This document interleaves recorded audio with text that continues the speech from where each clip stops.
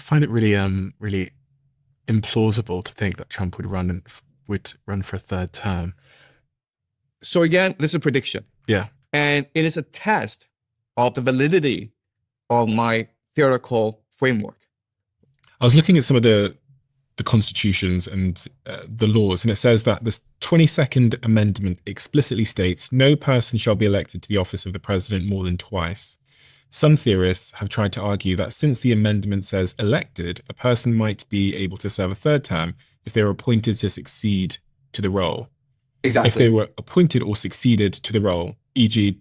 by being vice president first. Legal scholars and the Judicial Committee almost universally reject this. The 12th Amendment requires that anyone serving as vice president must be eligible to be president. Since a two-term president is ineligible to be elected again, they are legally barred from being vice president. So the point is, there's nothing explicit in the Constitution that bars someone from having a third term. Mm-hmm. And there's debate in the legal community about the spirit of the 22nd Amendment. It would go to the Supreme Court, right? And the Supreme Court is controlled right now by the conservatives. Trump appointed 3 of the 9 justices, and there's a possibility he gets a 4th later in the Israelis and the Americans. If they really felt under pressure, if they're really put in a corner, they could always choose to use tactical nuclear weapons.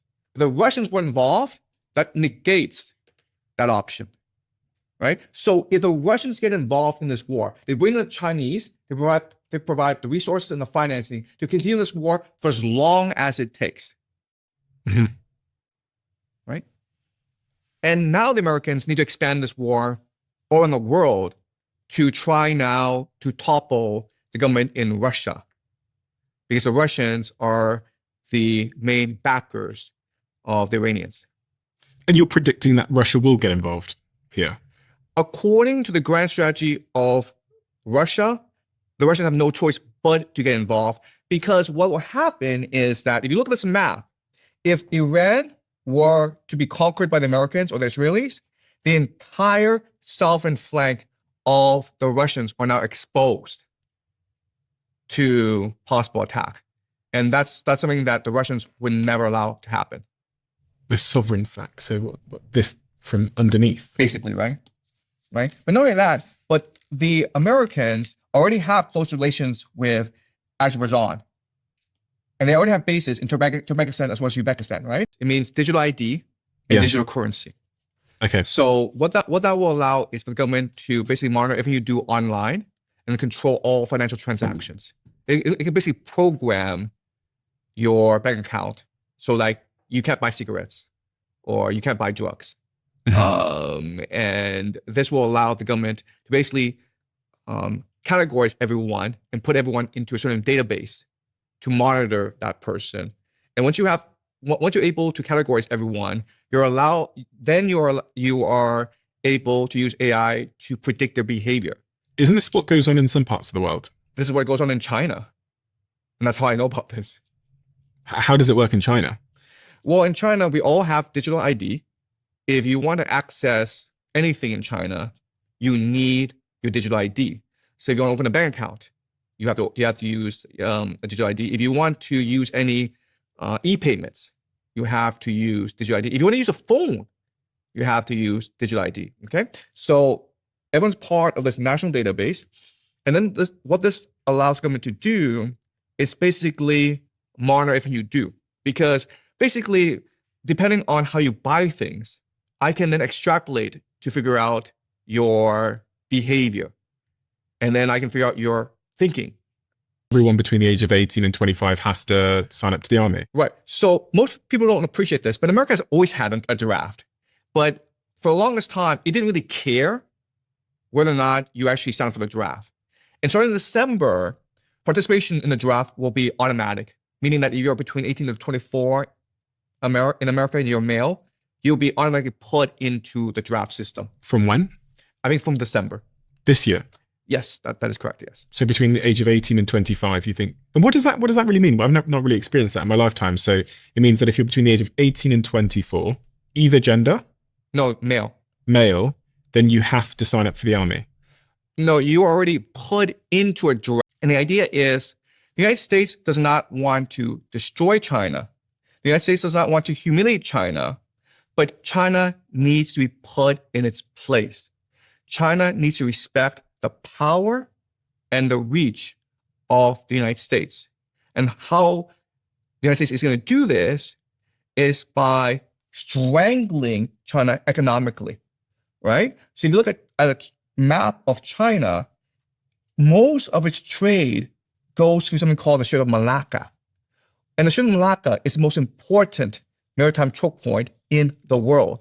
All America has to do is park naval carriers inside the Strait of Malacca, and China will lose 90% of its energy exports. But if they parked them there, China would still go through, no? No, because you have to go for the Strait of Malacca. So America has something called the first island chain. Okay, and the first island chain prevents China from reaching the Pacific Ocean. The first island chain includes South Korea, Japan, Taiwan, the Philippines, and Malaysia. That blocks China from reaching out into the Pacific. Mm-hmm. So in order for it to access trade, it has to go through the Strait of Malacca. And the idea is the United States does not want to destroy China. The United States does not want to humiliate China, but China needs to be put in its place. China needs to respect the power and the reach of the United States. And how the United States is going to do this is by strangling China economically, right? So if you look at a map of China, most of its trade goes through something called the Strait of Malacca. And the Strait of Malacca is the most important maritime choke point in the world. All America has to do is park naval carriers inside the Strait of Malacca, and China will lose 90% of its energy exports. But if they parked them there, China would still go through, no? No, because you have to go for the Strait of Malacca. So America has something called the first island chain. Okay, and the first island chain prevents China from reaching the Pacific Ocean. The first island chain includes South Korea, Japan, Taiwan, the Philippines, and Malaysia. That blocks China from reaching out into the Pacific. Mm-hmm. So in order for it to access trade, it has to go through the Strait of Malacca. AI is not going to take your job. Someone who understands AI is going to take your job. So what I tell people is have a second screen, and that is always have a second screen open that has nothing but AI on it, LLMs, and anything you get digitally, port it into your AI screen and start playing with it. Do you know that quote's so interesting? Because I've heard that quote a lot, that AI won't take your job. Someone that understands AI will take your job. Right. And as you said it then, I thought, I was thinking about different roles in my team and my open roles that we haven't hired for. And I thought, someone with AI will take your job, but they won't just take one job.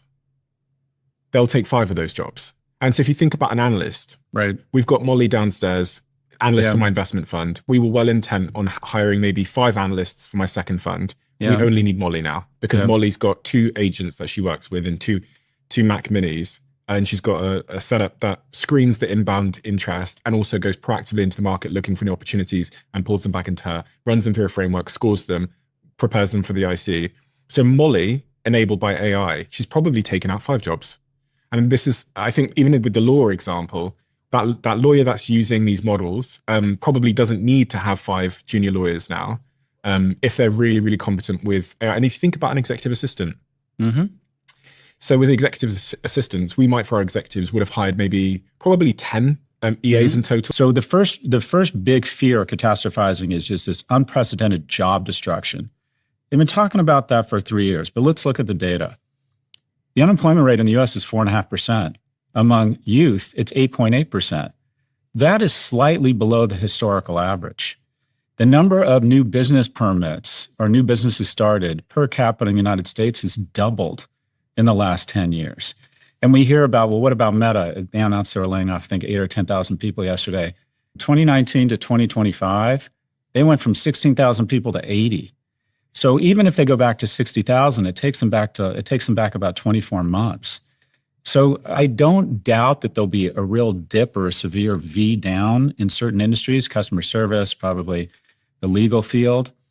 But I believe over the medium and the long term, it's actually going to create more jobs than it destroys. And I think some of the catastrophizing is nothing more than thinly veiled attempt to say my technology is so devastating that it's going to shift society and you should invest at this crazy valuation. Could you be right? I mean, I want to talk about testosterone, how that links to sexual function, but also just overall health, because I was reading that there's been a 300% increase in the United States in the last 10 years of testosterone prescriptions. And my friends are increasingly having a conversation about testosterone, which we weren't having even 5 years ago. It wasn't a conversation. And now the conversation I'm having amongst my friends is like, is our testosterone high enough? Do we need to go get supplements to increase our testosterone?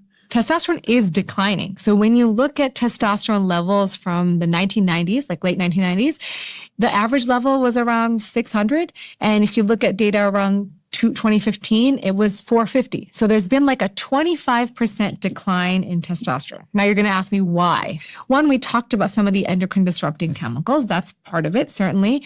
Two, there's a significant rise in obesity. Testosterone has aromatase, and testosterone converts to estrogen using this enzyme called aromatase.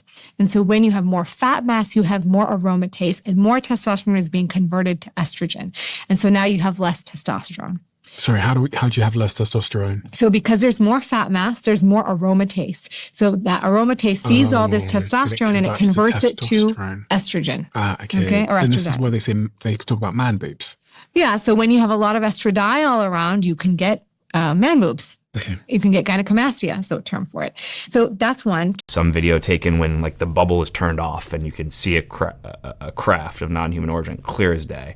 And there is evidence of the technology that's been recovered and of these bodies. And if you put yourself in my shoes, when you have so many senior people across the military, government intelligence community telling you this, it's really just impossible to ignore it, especially when most of them aren't even friends. They're not like ideologically aligned or politically aligned. They're all just different groups of people. I'm less compelled by eyewitnesses. Yeah. This is the problem because I'm such a big true crime fan. You hear about all the bloody cases where eyewitness said this, and then they find out the serial killer wasn't that person or that thing didn't happen. So, and I also just have my own experiences of like thinking I saw things when I was younger. Here's an interesting thing you just made me think of. So in the film, Rubio and General Jim Clapper, two people who are completely ideologically and politically opposed to each other, made the same really intelligent point.